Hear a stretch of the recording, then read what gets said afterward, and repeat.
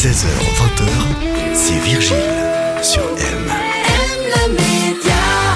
Ambiance tibétaine à présent avec le Tibet Museum de Gruyère. Le musée abrite une vaste collection d'objets historiques, artistiques et religieux.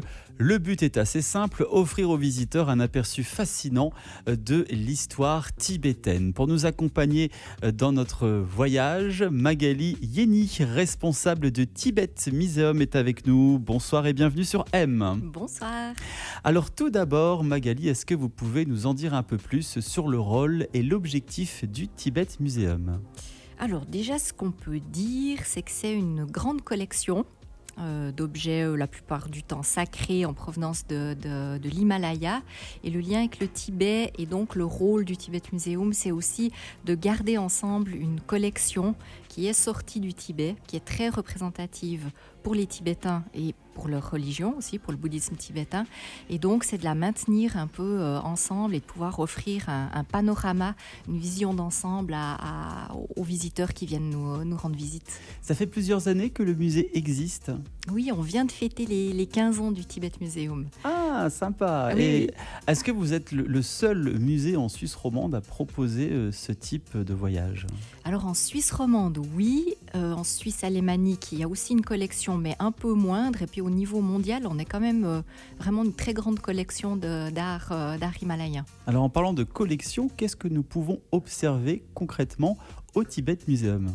Alors vous trouverez toutes sortes d'objets, des statues majoritairement, un peu de toutes les tailles, mais souvent quand même relativement réduites parce que elles ont été sorties du Tibet très souvent par les Tibétains en exil qui les ont amenées avec elles. Il y a des peintures, mais il y a aussi les bâtiments qui sont merveilleux. Vraiment à visiter. On profite de cette ambiance un peu zen du musée. Vous proposez également une exposition permanente. Qu'est-ce que l'on y retrouve ? Alors l'exposition permanente, c'est vraiment le cœur du Tibet Museum où justement on voit tous ces objets qui sont exposés. Il y en a à peu près près de 400 quand même qui sont exposés dans 2 salles.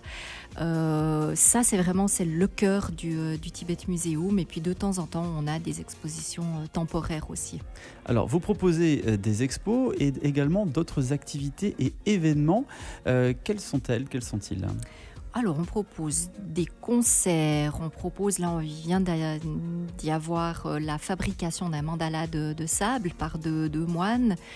On propose parfois des conférences, on va lancer des soirées cinéma aussi. Et puis, on a le projet de faire quelques méditations dans ce lieu justement chargé dans cette bonne énergie. Mais ça, c'est musique d'avenir. Ça s'adresse à tout le monde ? Franchement, oui. C'est pas que les passionnés qui peuvent. C'est aussi les petits curieux. C'est surtout les petits curieux et même les très petits curieux parce qu'on a une application spécialement faite pour eux. Qu'est-ce que vous avez à dire à toutes celles et ceux qui hésiteraient encore à se déplacer jusqu'en Gruyère ? Tout simplement qu'en Gruyère, il y a la crème double qu'on adore, il y a le château qu'on adore. Naturellement. Mais il y a aussi le Tibet Museum et cette ambiance vraiment particulière. Si vous avez besoin de vous ressourcer, de plonger dans la beauté pure, parce que c'est un des critères de la collection, venez nous trouver. On se fera une joie et un plaisir de vous accueillir. L'une des plus grandes collections d'art sacré bouddhique au monde. C'est à voir au Tibet Museum, situé donc au cœur de la cité médiévale de Gruyère. Toutes les infos sur un site internet.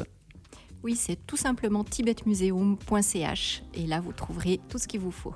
Magali Yeni, merci d'avoir été avec nous. Je rappelle que vous êtes responsable du Tibet Museum. Vous nous avez fait partager un peu votre passion et votre amour pour le monde tibétain. On se dit à très bientôt sur M. Merci beaucoup. M Média.